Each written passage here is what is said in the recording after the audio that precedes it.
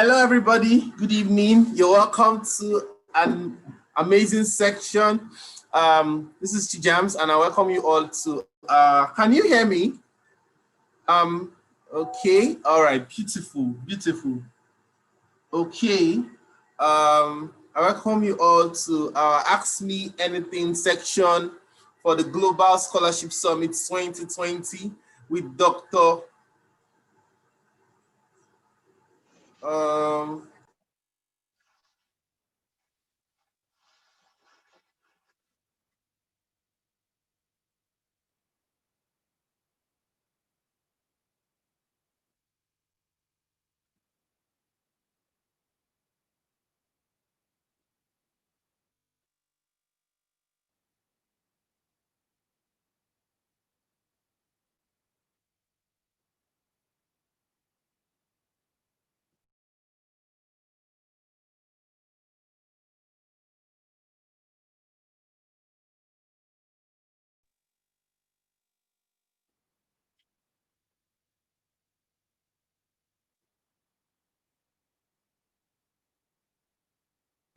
Please help me welcome Dr. Casey and Dr. Babajide to the section this evening. Doc, good evening. You're welcome. Hello, Chubuzo. How are you? Hello, everyone. Yeah, thank you very much for having me. Wow. Thank you so much for coming around today. It promises to be an amazing section. We are so glad and happy to have two of the greatest minds we have in Nigeria and Africa here with us today. Thank you so much, Doc. Thank you so much, Dr. Babajide, for coming around today. So a quick one. Dr. Babajide, we'll start with you first. What is your say about Global Scholarship Summit 2020? What do you have to tell us about Global Scholarship Summit 2020, sir? Okay, well, first of all, I hope you guys can hear me clearly. Yes, we can hear you perfectly. Okay, very good. So first of all, I would like to thank you guys, especially the team who have been working at the back end to make this happen. I really want to say thank you. You guys didn't receive a penny to do this, and you have given everything, to make this happen. So first of all, I want to say thank you. Regarding the GSS 2020, which I used to call the first of its kind, I would say it started off as just a simple thought in May 2020 when I had the conversation with Dr. Casey. And then a few months after, it's become this. So what exactly is this summit about? You'll notice that before now, we've had very large summits on career talks, career tips, even on business, on data analytics, on business analytics, even on study abroad or the JAPA people, Canada. We've had all kinds of summits, but we've not really had one focused on scholarships and pre-scholarship and post-scholarship thinking, I would say.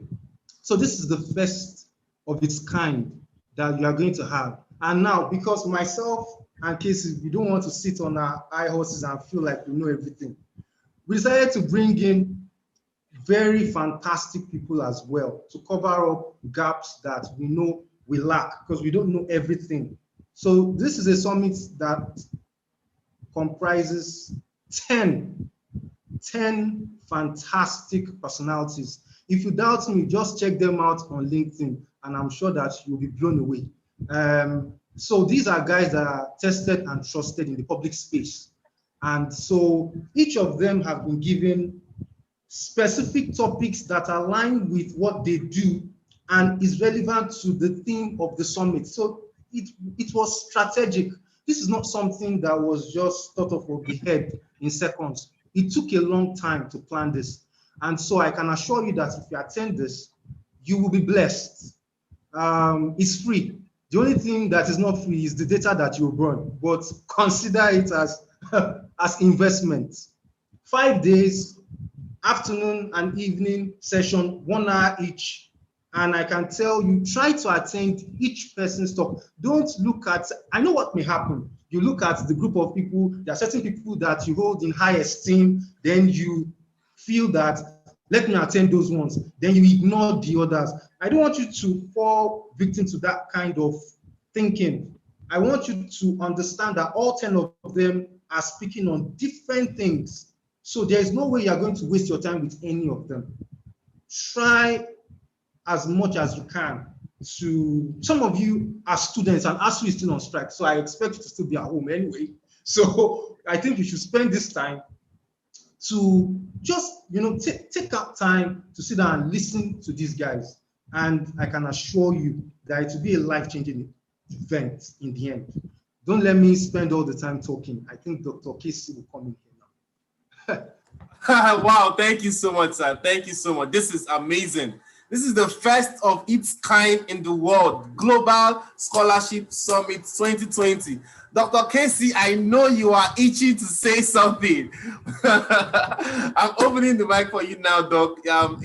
Please, what do you have to tell us about Global Scholarship Summit? What is the motivation you have to make this a reality? What is the goal? What are we expecting from the aftermath of Global Scholarship Summit 2020?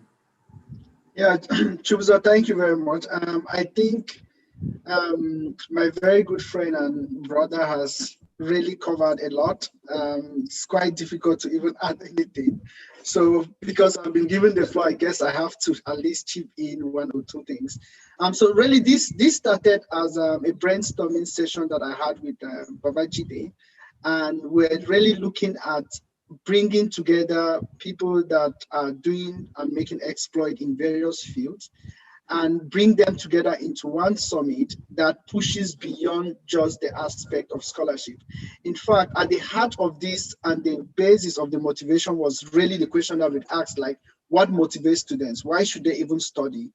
What should be the expectation of a student that is trying to or striving to graduate as the best from the class? What is the benefit?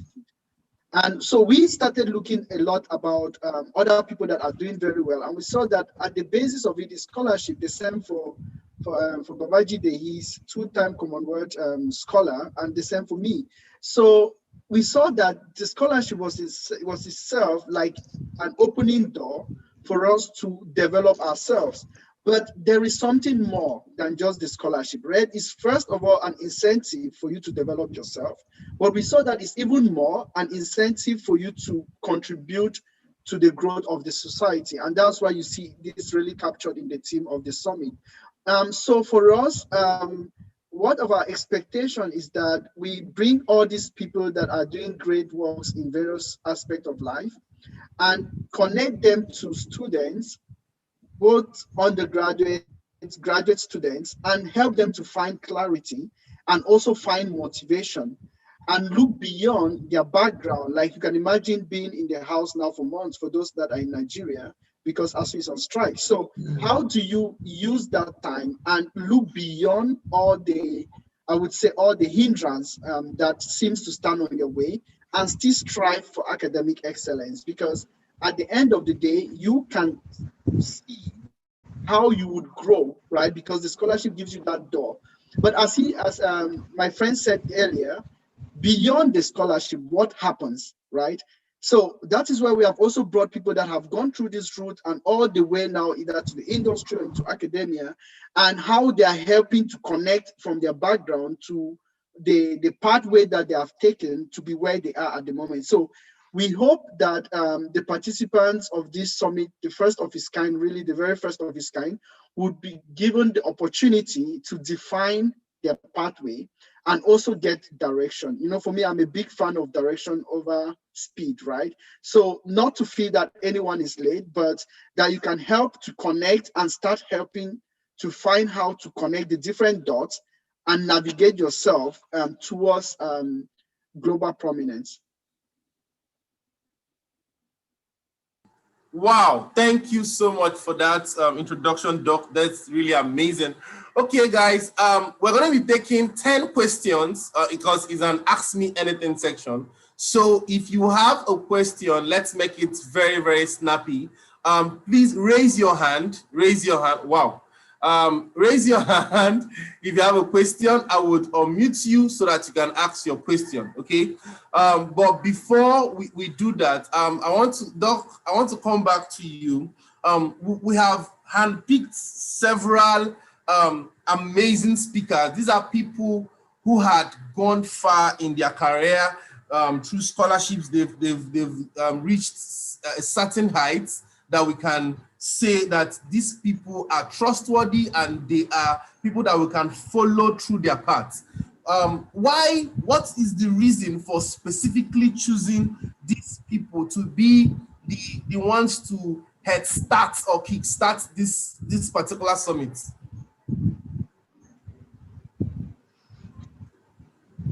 I think Babajide, you can go first. Oh, sorry, is that for me? Yes, sir. Okay, so I didn't get the question properly. Okay, the sorry, question is go over it again. All right, the question is what is the reason for choosing this set of people to kickstart this summit? Okay. What do you see? Yes.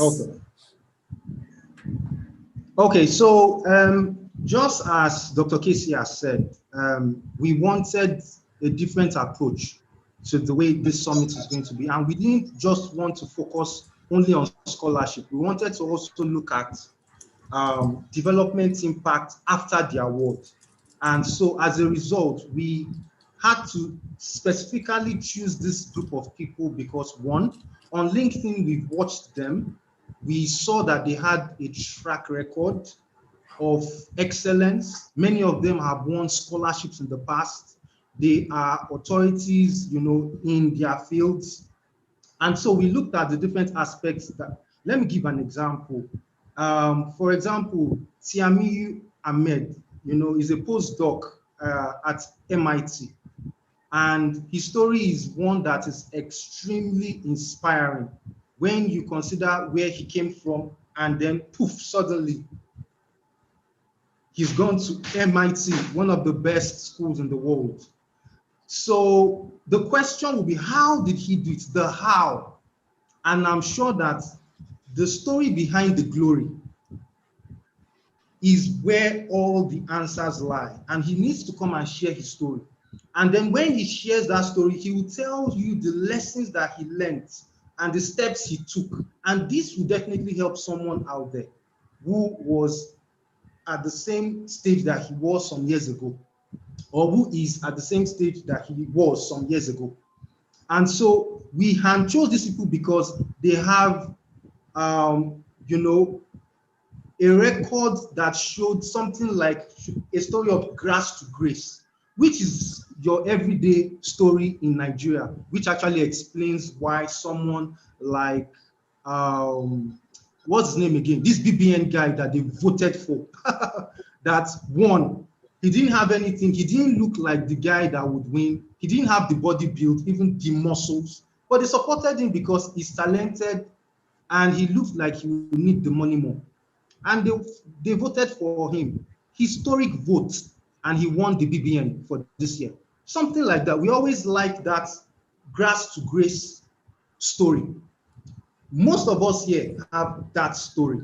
So we are very typical candidates to speak on issues of this kind because you guys will be able to relate easily.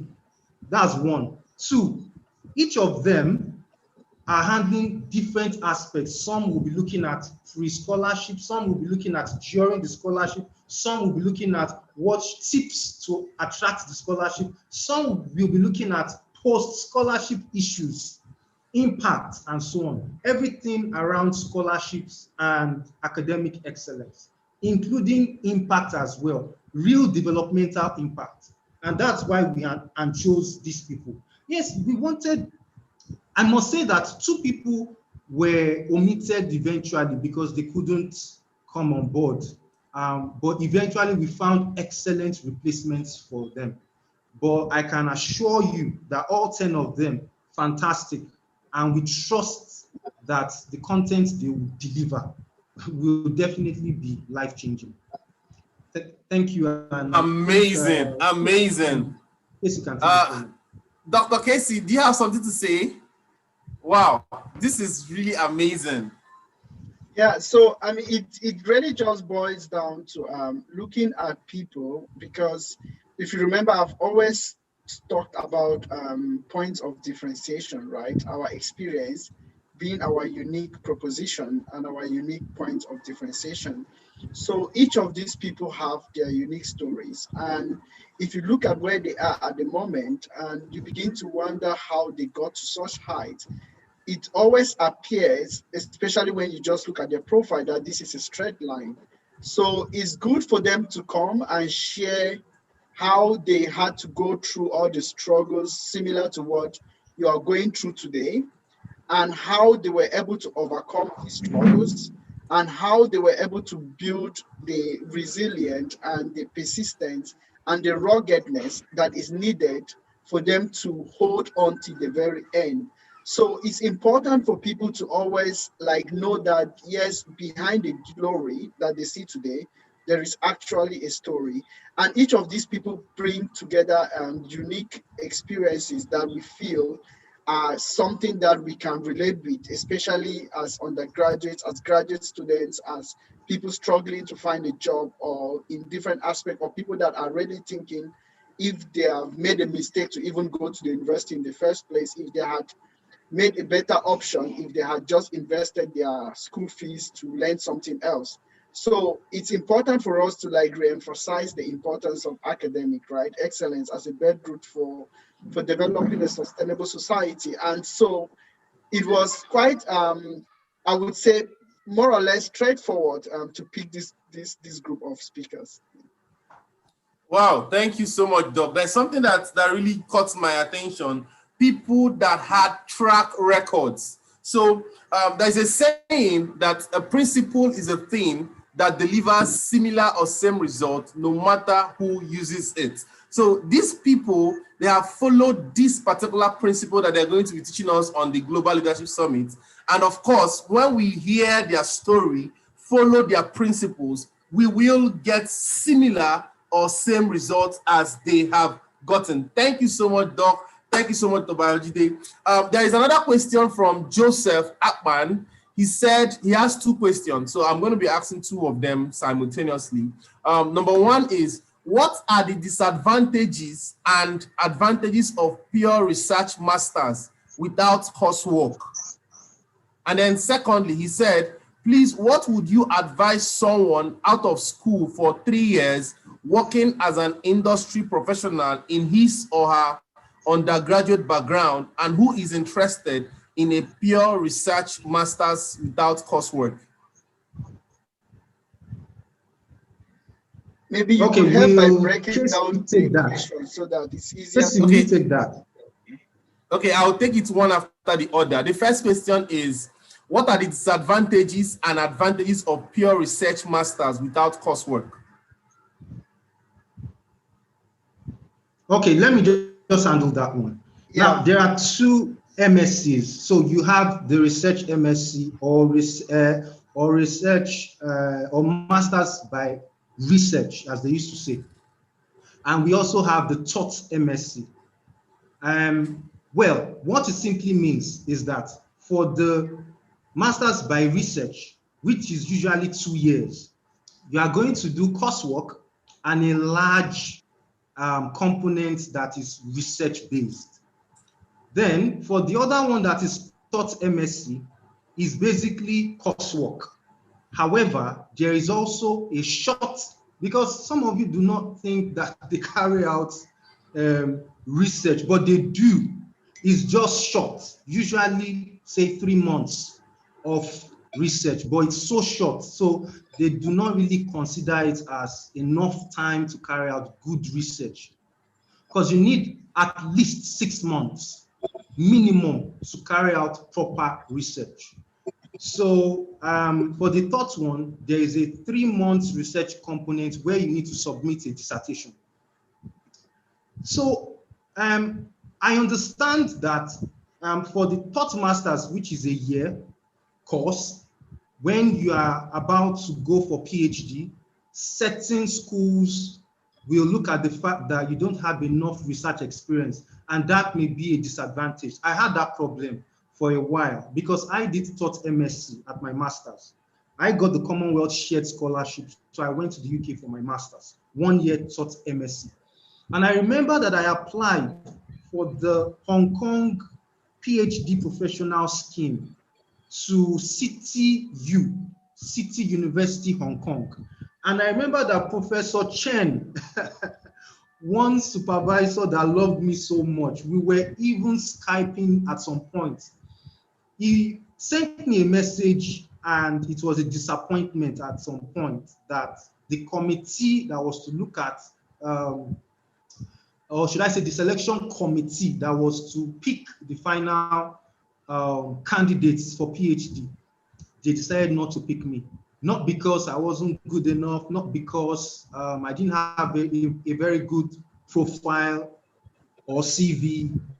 At least I had the first class, my master's was distinction, I even had an award. But they were concerned about my research components. The experience was so little. And at that time, I was just publishing components of my MSc work. So I didn't even really have a publication. So it didn't work in my favor. I lost it. But I didn't stop. I didn't let it affect me. I kept applying until I won the Commonwealth again. So, and this time around, when I won it again, it didn't stop them from picking me. So what I'll just say is, yes, it might make some schools look at the fact that the research component is little, but if you don't stop, if you keep going, eventually you will be selected. I know of many people who taught MSc, did the Commonwealth Shared, and from the UK, they just ported straight to the US for PhD, direct. They didn't even branch in Nigeria, direct porting from UK to US. And their supervisors or the committee that chose them did not think that there was a problem because of the taught MSc. So I really don't think that should be a problem. But if you have an opportunity to do a research master's, I would say do it because it gives you better edge, obviously. So that's that for that question. I think the other half, I can let Casey handle that. Oh, thank you so much for that, Doc.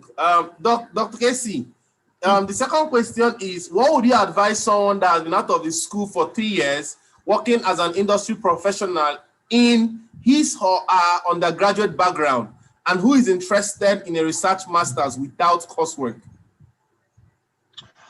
I would say that, I mean, when the person talks about time out of university or like time out of the traditional school system, how is this related to the interest that the person has in the first place? Because I wouldn't consider this time to be very important, except it's a program that has time as a factor, which I don't normally see. I know that some scholarships could really specify about age, but this is rare, right? So the question more is really just tying down to what Babajide said. Like, if you are going to a taught master's or a research-based master's, the focus should also be about what you want to do with it, right? So if you are looking like wanting to do a PhD, then yes, a research-based master's kind of gives you already research experience because your PhD in any case would be research-based. But perhaps if you are thinking about going to the industry after your master's, then maybe you are going to still be able to be fine if you do not have so much research experience that you might need for a PhD. So for this particular person, I would say that the number of years that you have been out of school, perhaps the only challenge there would be how you come back into the school system. And if it's someone that doesn't feel constrained, I mean, I've seen people that have been out after their first degree, they worked for like a couple of years, then came back for a master's. You might need to work more, right? Because you have been out of school for some time and you need to like think about it, like maybe you forgot already a lot of basic principles or basic knowledge that you have from your undergraduate.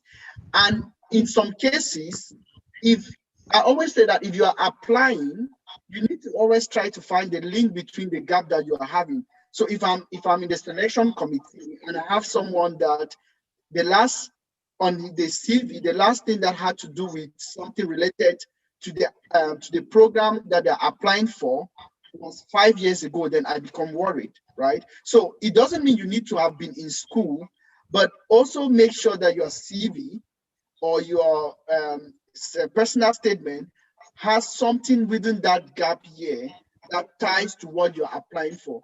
It could be a job, but the job is also giving you an experience that is relevant to the program that you are applying for.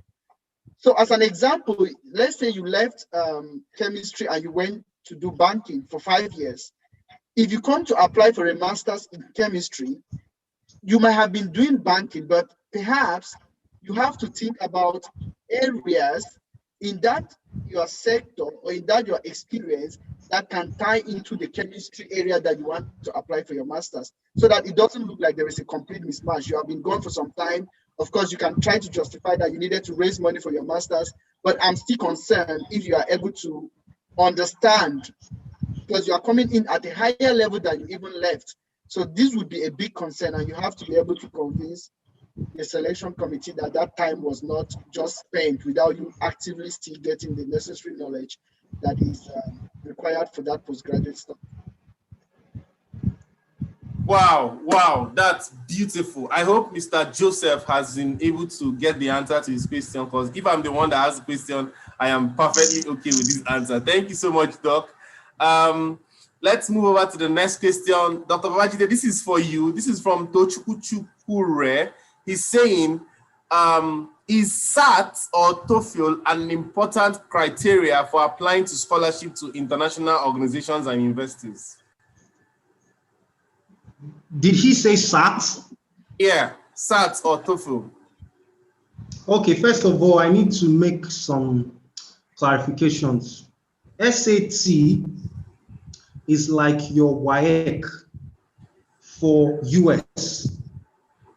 Do you understand? Is he with me? Is he with me? Yeah, he's here with us.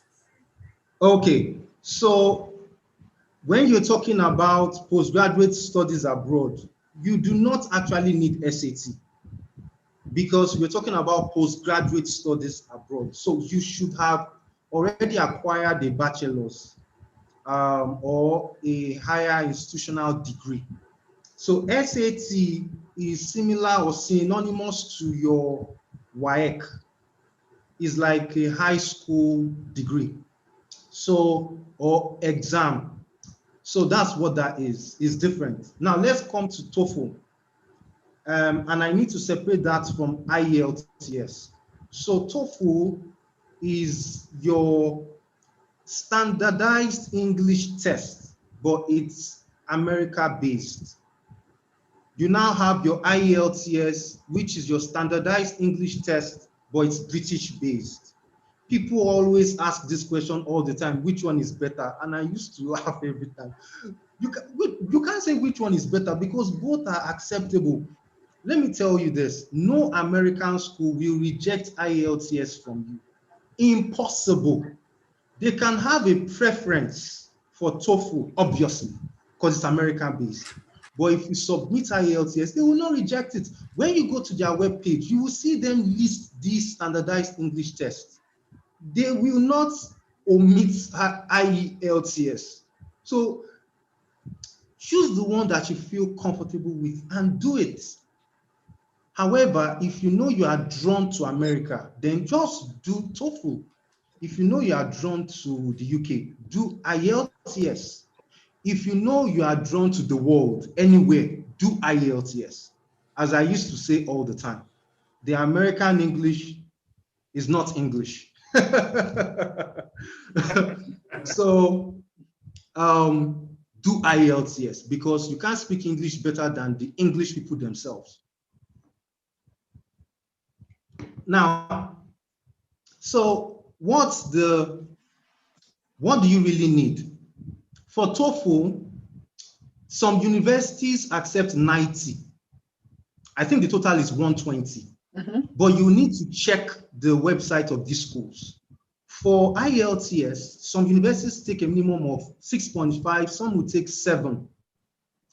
Whatever it is, you need to check the website, the English language requirements of these schools. Also, this year, many universities in America, they waived their TOEFL. Because of COVID, they waived it.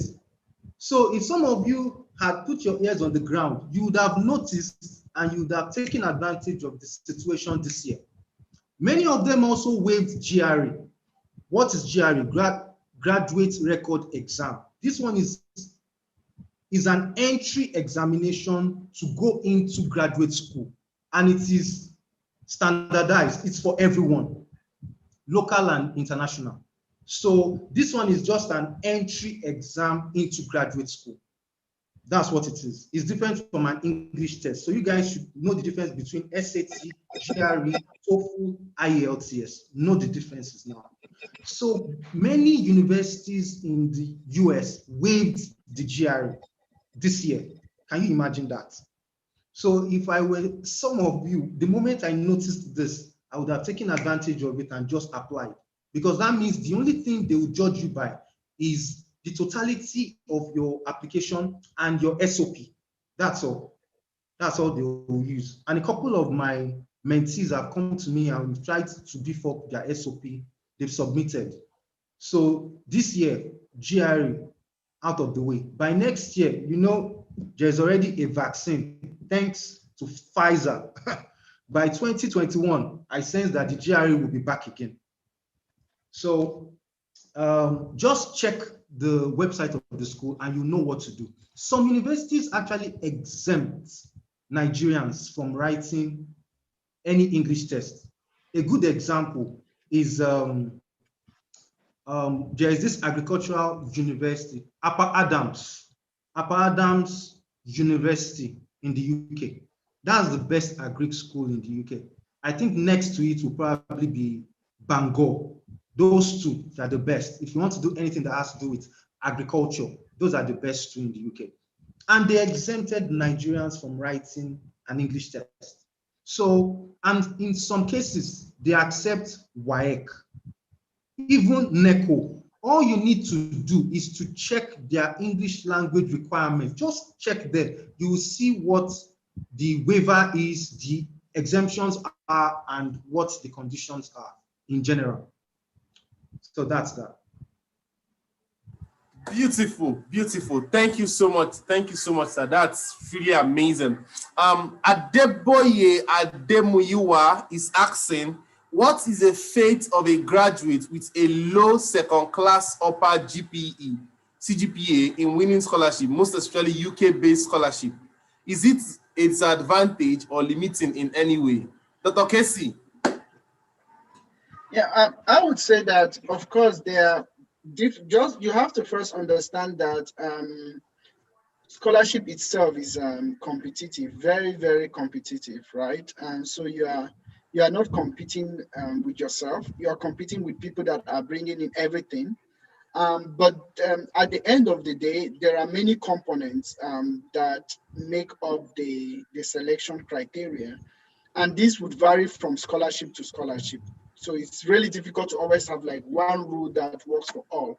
But having a good first degree is a first good step, because in fact, some scholarship would specify what you should apply, like eligibility. You need to first be eligible before you apply. Very important. So if, for instance, a scholarship says that minimum CGPA to apply 4.0 on a 5, as an example. So if you have below that, you are not eligible. Even if you apply, it will not be considered, because if you even consider the number of people that applied with that criteria above 4.0, they're in their thousands. So how much time do you think they would have to now consider people below? So when the criteria is met, because there are still some scholarships that you have the chance to apply with a 2.2 or even lower, depending on what is the consideration of that scholarship. Then there are other parts that would be more important, right? Because some scholarships could really focus more on volunteering services. Some scholarship could focus more on research experiences. Some scholarship could focus more on certain skills, like some special skills that you could have gained after your first degree. So depending on the criteria of the scholarship, you would have a chance or not. But I would not say that, I mean, at the moment you have graduated. There is really nothing you can do about it. But what you can consider is, I always tell people, if you have a low CGPA, you can focus on writing these international standardized exams, because it's something that you would have compared with everyone. Like when you write a GRE, it's compared with everyone that writes the GRE that particular time. So that's why you have all the percentile. So if you have a poor degree, you cannot change that. You can, at that moment, work on the other aspects that you can improve. And one of them would be, say, as an example, you write GRE and you have a perfect score. Now, applying to a school, the school says, oh, you need a GRE of this. But let's say you are the highest that has applied, you have a 320, 330, but you have a poor first degree. Then you simply just put the person that will select you in the kind of state, right? They would have to figure out, like, something must have gone wrong.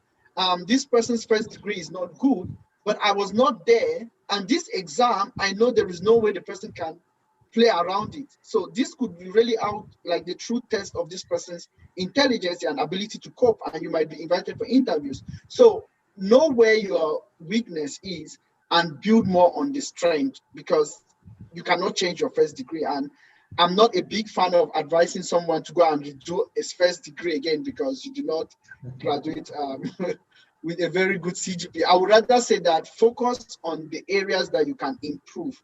And for me, if you are really focused or if you are really interested in, like, going for masters or something like this, then please write a GRE.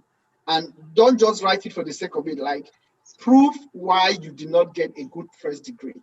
Use it as an evidence that this first degree was definitely not something that you could overcome, because there might be many reasons why people don't graduate with a good degree, right? So when you take a GRE, it's a standardized exam, you take a TOEFL or IELTS, then you can use this as your bet. Like, yes, I did not get a first degree because of this and this. There are reasons, but this GRE shows that I'm capable to go through a graduate study. Wow, thank you so much, Dov. Thank you so much. I got something very important there. Focus on the areas of your strength. So yes, find out the areas that you have strength in, focus on that area, and then you can write a GRE and go for your master's. Thank you so much for that, Dov. Dr. Babajide, the next question is for you. Okay, can I quickly add something to what he said? Please do, sir. Okay, so for those with a CGPA that is below 2.1, I also noticed that some scholarship sponsors, if they will consider you, they will look at the progression of your CGPA till you graduated with a 2.2. Let me give a good example. MasterCard used to do this. They would look at your first year. Let's assume you were so poor, maybe you started with a 1.22 CGPA first year. They want to see progress. Then second year, your CGPA maybe moved to 2.01. Then your third year, you moved again to like 3.33. And then maybe it's a 4-year course. Your fourth year, your final year, you then graduated with a 3.48. They like this kind of stuff. They will consider because they can see a progression. Mm-hmm. If it is the other way around, it will not help you in any way. Exactly. E.g., you started off with a 4.1 first year, and suddenly it started nosediving. That showed like it. Do you understand what I mean? Okay, don't let me go find to. Yes, sir. Yes, sir. Thank you so much, sir. ability to demonstrate growth, very important. Progress. Yes, sir. Yes, sir. That's exactly. Yeah. Dr. Babajide, we have another question for you. The question is how easy is it for someone after finishing an undergraduate course to go for a master's in a totally different course, not related to what he studied in his undergraduate days? Okay. Now, this question, there's a clause to it. So someone like me now, I gradually moved away. I'm now more or less someone in an aspect of geology, and my first degree was in biology. I was studying life. Now I'm studying issues underneath the earth. But I got there gradually. Now, another thing I want you to know is this: if there is a stark change, that is a very drastic one, from your first degree to your next degree, it depends on what you have been doing so far. You must be able to show something that reflects it to some point. Let me give a good example of one. You guys would know of this guy that won Chevron. He's a popular guy anyway. Olarinwaju Gideon Olarinwaju. You guys would know him. He's a popular guy. So Gideon Olarinwaju studied biotechnology at Lautech. And after a while, he went into community development. He had a passion for education, sustainable education. And so he created Area I, an NGO that looks into supporting education in rural communities, especially the underserved regions in Nigeria. And I watched him closely do all of this. He would take money from sponsors. He would repair some schools in remote places. And he was just doing this, just for the passion. And he did this for over 3 years, I guess. And later on, when he told me he wanted to apply for Chevron, I said, fantastic, because I think you are the kind of candidates that Chevron seeks. You are. And so when he was applying, he did not apply for biochemistry. You know, he studied biochemistry. He applied for sustainable, I think it's international development and education, I think. What's that name? What's that school again? I think it's University of Sussex in the UK, which I think is the best school for education of any kind, either the policy aspect or whatever. That's the best school to do it in the UK. So he chose that course in education. And I said, fantastic. That's a sharp difference from biochemistry. But that's because he had a lot of community development experience to show. And guess what? He won it. He won the Chevron, and he went to do his master's. He graduated. And as I speak to you, he's doing an aspect of sustainable education at Ph.D. at McGill in Canada. So now he's moved away from biochemistry completely. So moving away is not just you waking up one day and saying, oh, I want to move to engineering. We move. It's not that. There must be something that you must have been doing, that either work experience, maybe you are working in an organization and it's relevant to your proposed master's course. Even if that organization, even if it's not really, let me give a good example, because if I'm explaining this way, it will be too generic. You guys may not understand. So let me use examples. Let's say someone studied agriculture, but has a passion for data. And then he started working with KPMG as a data analyst for KPMG, but he has a degree in agriculture. When he now wants to go for master's, If he applies for a master's in data analytics, they will pick him because of his work experience. His agriculture is already in the past. Do you understand it now? Yes, sir. You just need to find something that will correlate, that would show that relevance, that, okay, this is what I've done, and based on this, I think I'm a good fit for this. Because if you don't put it like that, that you're a good fit for that, they will always question your competence, especially for scholarship. If you have your own money, don't worry, schools need your money. They will give you the admission. Come, whether you pass or you fail, it's none of their business.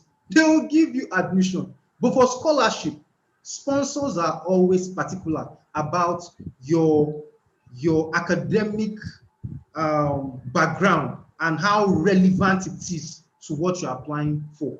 You must prove that you're a good fit for that program. Even in your SOP, your motivation letter, that's what you write.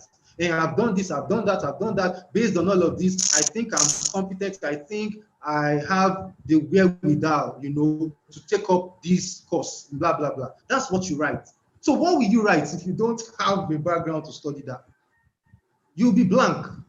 So I think you just need to check your experience and pull those areas of strength and focus on that and use it as the platform to apply for what you're applying for.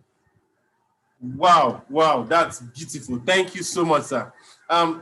You really pointed about finding a transition, using your areas of strength to find a transition from where you are to where you are going to. That's very beautiful. Exactly. Thank you so much, sir. Dr. Casey, over to you. We have another question here from Dalu. Dalu is asking, please, are there avenues for scholarship applicants to brush themselves up in research skills? Personally, I find research skills, example, quantitative analysis, an Achilles heel on my part. Are there avenues for us to learn them? So before I even pick up this question, Chubuzo, also remember to check on YouTube, right? To pull out questions from them. I don't know if you're already doing that. Yes, Doc, I'm already on YouTube. Okay, very good.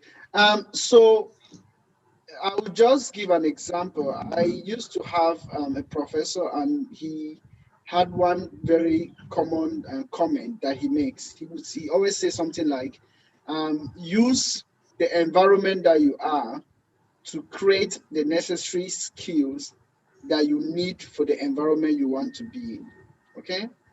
So use where you are. What skills are you looking for? If you say you're looking for a specific research skill, the next question is, where can you find it? And sometimes it's not always obvious. So as an example, your internship, your ITs that somehow it's compulsory that you have to do it, is quite a good skill. I mean, it depends really on how you decide to package it. The lab experiences that you are to do, let me say as an example for chemists, the different lab works that you have to do, that is an experience. Is really a matter of how you package it. So what I would say here is that in the event that you do not have a chance at all to get certain specific skills, try to explore the option of, especially in this current dispensation, right, of whether such skills or whether such training on how to utilize that skill exists online that you can take the training. Okay. Understand also that nobody would expect you to come into a lab and they say, oh, you said you're a chemist, now go and synthesize this. You can burn the lab. So they have to tell you how to use it, right? They wouldn't take that risk. They would have to tell you how to use it. And I remember most times, like my first actual experience on my own to do my own research was at the level of my master's internship. And I remember the PhD student there would stand behind me, and I'm so afraid that I would do something wrong. She said, no, don't worry, I'm here just to watch and see how your mind works. But she was always there because it's a big risk leaving me when you know that I probably don't know what to do. And so what I'm trying to say, I understand the chemistry. I know that you should not put this and this together and that you should take care of this. So those bases are important even before you start doing anything. You know what to expect. You have not had that experience, but you need the theoretical background. And you can start learning the practical background on like visually, especially, I mean, think about how are studies being done now in most places. They are done visually, even though even research works can also be done that way. You are not there in person, but someone is there and you're really watching how they are doing it and taking care that if you're there or if you are put in such a situation in the future, you can use the same knowledge, right, and transfer it into practice. So I would say that as much as possible, see every constraint or every hindrance or every obstacle as opportunity for you to learn. So don't come in and say that I do not have any research experience in this. Okay, so what do you have? So why are you applying? So what is it that you are bringing? What value are you bringing into that program that you are applying for if you do not have that research experience that they need? So if they really need the experience and it's a kind of a prerequisite, then also consider whether you are eligible or not, right? Again, I always advise that if you are applying for, say you want to apply to 3 programs, 3 scholarships in total, I would prioritize them based on my eligibility. If I have enough time, maybe that particular program that I still have the time, I've given my best to the first 2 that I have the best opportunity or the best chance of success, I would apply for the 3rd one, like, okay, I have nothing to lose. But even before doing that, I want to first contact them and understand from my experience if they consider that to be enough for me to apply. It's just that I do not waste the time. So just in a nutshell, the particular experience that you need, if it's something that you need to be in a lab and you cannot find that kind of lab, either as a volunteer, not coming there because you want to be paid, but because you want to learn, and really clearly showing them that I'm really here to learn. I want to learn. I'm not here. I'm not asking for any payment. I will take care of myself. Just give me the opportunity to learn. So really coming in as a volunteer would help. Then also, it's unfortunate, I can imagine, because, I mean, if you think about certain specific skills, you do not get enough of such kind of facilities that can allow you to get such skills. So please try to see what is available online, okay? So don't see anything as an obstacle. That's just what I want you to understand. Okay, thank you so much for that answer, Doc. Thank you so much. I hope Bolahan has been able to get the answer that is looking for. So, Doc, we have a question from YouTube. Dr. Babajide, this is for you. Cindy Oko from YouTube is asking, how can one improve the search for scholarships and fellowships for non-STEM applicants? For example, Ph.D. finance. Okay, so I have noticed I've noticed that those who are not in STEM tend to feel like they are at a disadvantage. While that is not entirely wrong or untrue, I say that there are opportunities for them as well. There are opportunities. So one way for the young lady to be able to search is to join scholarship pages online. If you're on Facebook, for example, I used to have a list of 20 of them. Myself, I follow them.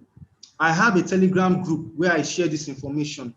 The moment I receive something and I think the members of my group will find it important or useful, I just copy everything, I paste it there. One is your popular one, number 1 in Nigeria. Opportunity desk. Opportunity desk. That's your popular one, your famous one. After that, there's another one called Opportunity Venue. These are scholarship pages. Now, Opportunity Desk covers a lot of things, but they also reveal scholarships too. You also have Scholarships Corner. You have loads and loads of them. There are a lot of them. You just need to follow them. Now, when you follow these pages, what would happen is that on your timeline, you will just be getting the information. The moment something new comes up, you get it like a post. Each time you come online, you get it. And the moment you see it, you read through, you would know whether it's something you can do or not. So that's one way to track scholarship opportunities online, not just for finance, but for any field at all. Then the person is saying in finance, I think there are lots of opportunities for finance. The only thing is that, as I used to say, if you're applying for a scholarship, you cannot be choosy. Some people are particular about one thing. I used to say, have 3 options. Have option 1, option 2, option 3 to expand your chances, because it's not you that will pay. If it's you that will pay now, you can say, hell no, it must be this. I want this and nothing more. Then go and pay. Pay and go to the school of your choice, and they will give you, jeje, no stress. However, if you are not going to pay, you can't afford to be so choosy. You can't afford to be so choosy.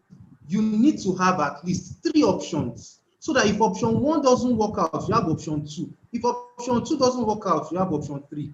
But be mindful, be sure that all 3 options are options that you love, you cherish, you adore, you worship. If it is option 3 that comes, then you accept it and you'll be happy. Someone like me, I'm speaking from experience. I had, first option was public health.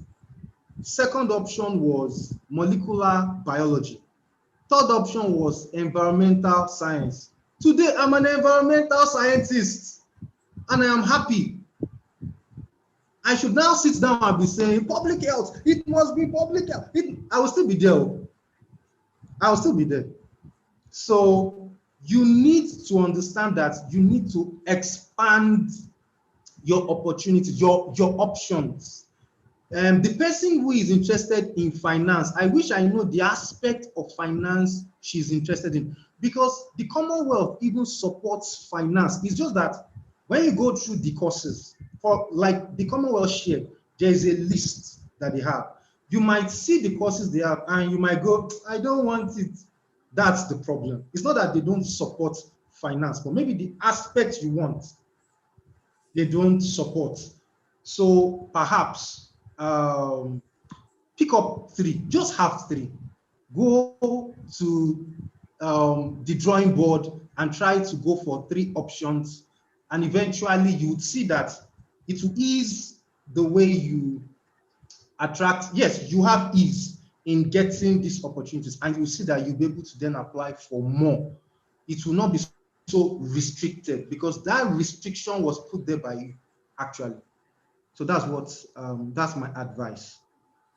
Wow, thank you so much, sir. Thank you so much. We are our own limitations. Exactly. Let me options. even just add up. Let me, if you don't mind, let me just add up to what of course, Doc, of course. I completely agree with him 100%. You see, scholarship is something that someone or some people, not you, are taking care of, right? And they set their criteria. It's their decision who they give and who they don't give.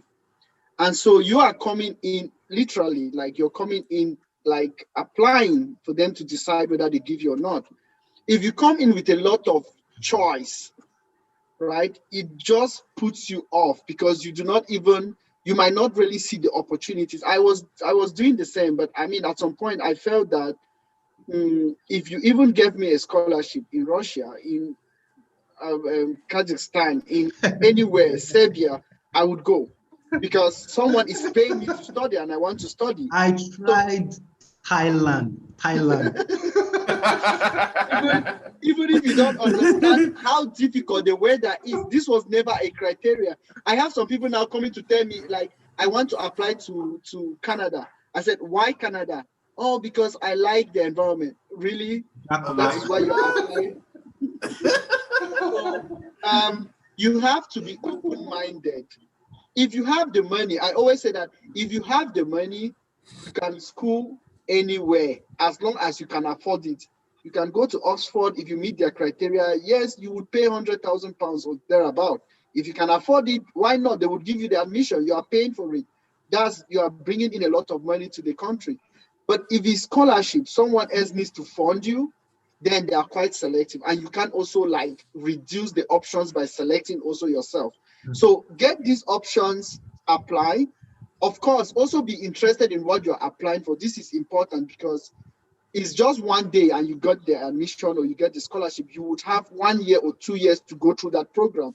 And you don't want to go through it and come back worse than what you went in with. So understand why you are making certain selections, but don't be too picky like, okay, I want to study economics. It has to be microfinance, or I don't want macroeconomics. It has to be that microeconomics, or I want this particular form of finance. It has to be this area or this part of chemistry. Some people come and tell me, I want organic chemistry. I said, why?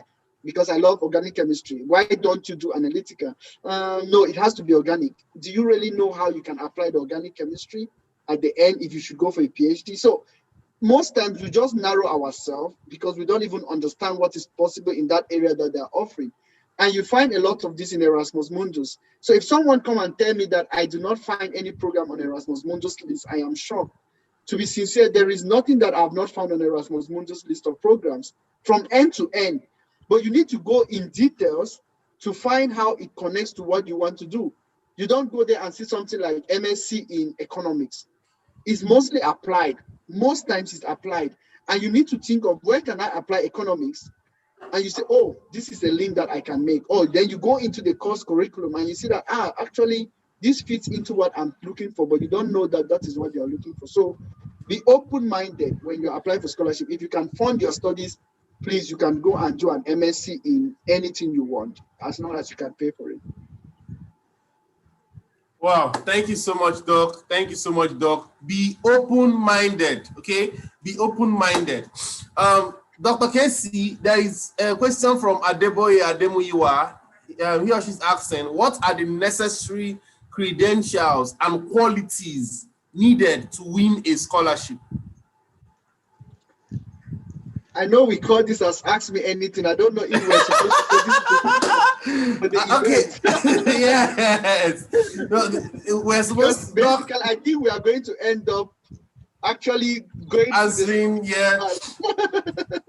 Then we have the summit. If we answer, choose, or maybe we would have said, ask me anything to the extent of 30 minutes. Okay, Doc, we have like less than 10 minutes to actually end the section. So okay, we'll just take a few questions. Like yeah. I cannot run away from it. The rest of the questions, we'll take them in during the summit. We'll have sections for question and answer. We spend hours and hours, and that's why we splitted this to 10 speakers, not just 2 of us, right? Yes, Doc. Yes, Doc.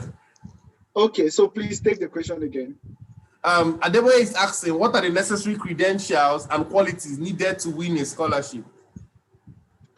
I would say the first is to be persistent. Yeah, be persistent, okay? Just have it at the back of your mind that it's not you walking through a door and getting what you want, of course, but really be persistent that as long as you don't give up, which is the criteria I've had in one slide, like, how do you win scholarships? Don't give up. Of course, don't give up doesn't mean you keep doing the same thing like you did last year. You cannot keep doing the same thing, the same method, and expect a different result.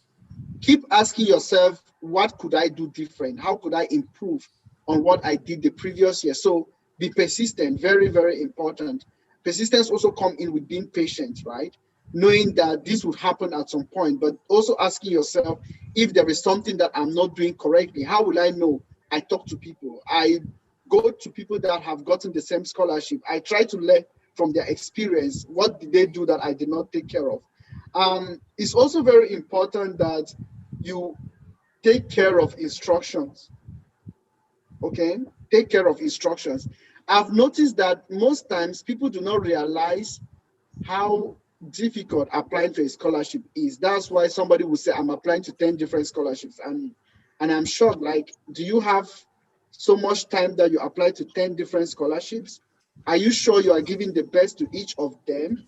Like, the very best? Because writing an SOP is not just sitting down on your desk, drafting out something and looking for somebody to review it for you. That doesn't really help you. So you really need to consider that it takes time give in your quality time before asking for other people to help you. So pay attention to details. Is that the instructions, read it the first day and go back home. Do something else, come back the same day and read it again, and then read it the third time. Make sure you understand clearly what you are supposed to do. Because they always say the devil is in the details. And most, in many instances, is true. Some people lose the scholarship because they don't follow instruction. Sometimes you just need to tick something and you don't tick that, and it changes all because you probably will not even get to pre-selected. So pay attention to details. And of course, it's important that I always say it over and over. If you're applying to a particular scholarship, a particular program, please let your CV speak the same language of what you're applying for. Don't just have one CV that you created 6 months ago and you just copy and paste, copy and paste, copy and paste. And even sometimes you see a CV with objective that is more of an objective of a job that you applied and is finding itself into a scholarship application. You can't make such, take such for granted. Your CV is the summary of who you are. That is what they see. That is it's a summary basically of who you are. So it needs to speak the language of the program you're applying. And it needs to speak in the same language as your SOP or your motivation. They have to be aligned. And this even needs to go one step more to speak in the same language with your recommendation. So somebody reading about you would say that, oh, I read the CV. Now I see the motivation and it ties into the CV. Now I've received a recommendation about this person and it just justifies all those skills that this person has demonstrated. I've seen on the CV, I've seen it on the motivation letter. So if you think about putting all these complex parts together, takes more than just sitting down in 1 week or few days and making up an application. So don't leave things to chance that you have the power to control. So don't leave it to chance. Don't say that, oh, I've done it, maybe they will be sleepy and then somebody just considers me. Don't put yourself under that point of being lucky. So make sure you do your job and you do it very well. And if you do not get it, do not get frustrated. Take your experience as a lesson and even double up on what you did on your application the next time. Because more competitive, the more you, in fact, the next year might be even more competitive than the year you were. So don't be surprised that the first year you apply, you got shortlisted and you took the same application, say, oh, I was shortlisted, so I would put the same application now and it will increase my chance. The second time, you might not even get shortlisted because the competition even gets more tough. So please take care of details. Instructions are very important. If there is an instruction you do not understand, contact the coordinators. I always tell people, if it's possible, if you can call them, if you can afford it, call. This is make sure that you understand what you're applying for, not wait until you are told, oh, you are not selected because you did not do this, this, and this, which is something that is within your power. Wow, thank you so much, And Doc. there are many more, but you have to come to the summit next week. Yes, very important. So for you to hear more about what you need to apply for scholarships, come to Global Scholarship Summit 2020. Thank you so much, Doc. Thank you so much, Babajide. Before we go, please, I'm going to be sharing the link to enroll for the summit on the chat box. And before that, Dr. Babajide, do you have your last words for us? What are your last words for people that are going to attend this summit before we close this section? Okay, yes. So first of all, my question is, have you applied? Have you registered? If you haven't and you are listening to me, you are wrong. Very wrong. You need to, I don't think it will take you less than 2 minutes. Less than 1 minute. Very, very fast registration. Yeah, very, very fast. 37 seconds. Seconds. 37 seconds. Now, just don't apply, because I've seen this happen where people will apply and will not show up. So don't be amongst those who just apply because everyone is applying. It looks like an interesting stuff, then you apply. Then suddenly you don't show up. So please take note. It starts on Wednesday, on the 25th. It ends on Sunday, on the 29th. Each day You have 2 sessions, afternoon and evening. Afternoon is 12 to 1 West African time. Evening is 6 to 7 West African time. To know the topic of discussion and who will be speaking, go to that web link and then you would see them there. You would see the person who is speaking first. You would see the title so that you can come prepared. You can come prepared with questions. You can come prepared, with expectations. At least you know what to expect or gain from them. So that's my advice. My advice is prepare, take advantage of this. It's free. You guys know me. I used to do paid things, but this one is free. So take advantage of it. Take advantage of it. I do not think there is a platform you would get where you have all these quality people come to speak to you free of charge at the same time. Mind you, these guys are spread across the world, different time zones. If you know how we had to beg and summon them, Daejo, please, Dalu, and what other language, Jo, everything to beg them, and they agreed for free. So I want you guys to see this as important. They consider you guys as important, and that's why they chose to do this. So you guys should come. I'm glad that we have over 2,000 registered participants already. That's amazing for a summit that is the first, like it's the first time we are doing this. And so I'm glad by the public acceptance. But please, you guys should follow it through to attendance. It's not just to register now. Follow it through to attendance. We want to see huge turn up where when the facilitators come online, they just see, lots of people. Zoom is full, 100 people on Zoom. The rest, they're already on YouTube, full to capacity. That will be inspiring to even the speaker, and he will give you more, he will discharge more. So please, you guys should do well to attend. And I can promise you that it will be life-changing. I've been using that word, that term, life-changing. It truly be life-changing. Thank you. Wow, thank you so much. Dr. Casey.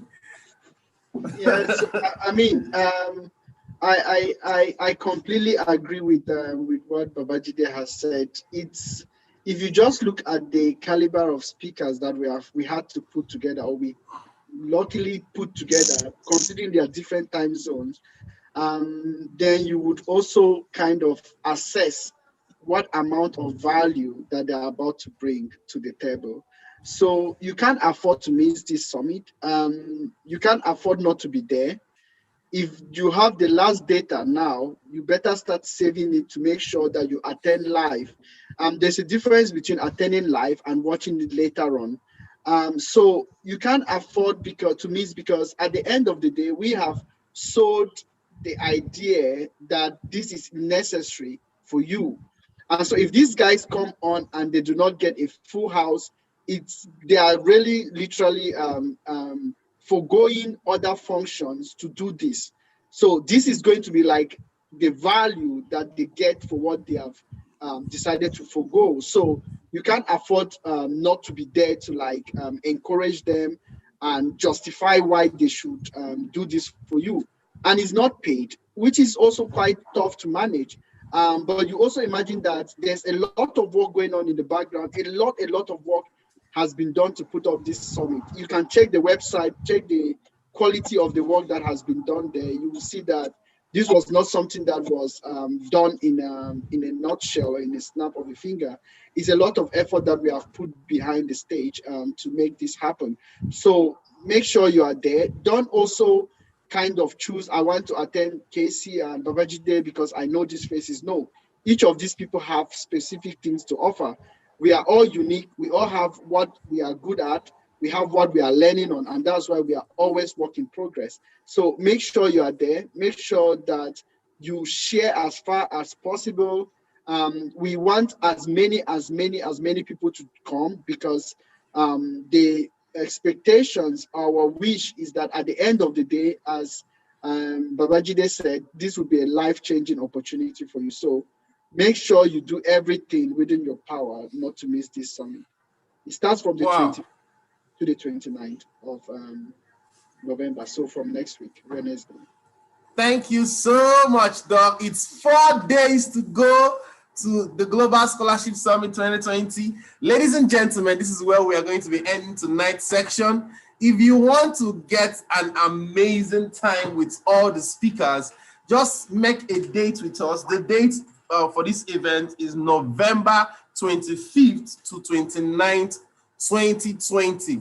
Do not miss this section. It's going to be happening on Zoom, and also we're going to be sharing on YouTube and on Facebook. For everyone that has already registered, you will be receiving an email from us on how to join the sections. It promises to be amazing. Just like Doc said, this is a platform for you to get to your next level in your academics, in your career. So don't miss this, and don't miss any section at all. All the speakers has been called to be, they are called together to give you a wholesome amount of information and impartation that will take you to your next level. So please do not miss this. Thank you so much, Doc. Please help me and thank Dr. Kenny and Dr. Babajide for this section. Thank you so much for coming around today. Thank you for sharing with us. Thank you for answering all of our questions. Please help me clap for them and help me appreciate them. Thank you so much. It's really amazing having two of you, two of the best here. Thank you so much, sirs. It's really amazing to have you. So, ladies and gentlemen, without further wasting of our time, this is where we are going to end the section. Remember, till we all win, we are all a work in progress. Thank you so much for being around. I'll see you all in the summit in 4 days' time. Goodbye and have a wonderful weekend. Bye-bye. Okay, bye-bye, bye-bye, bye-bye. See you on Wednesday. Bye-bye.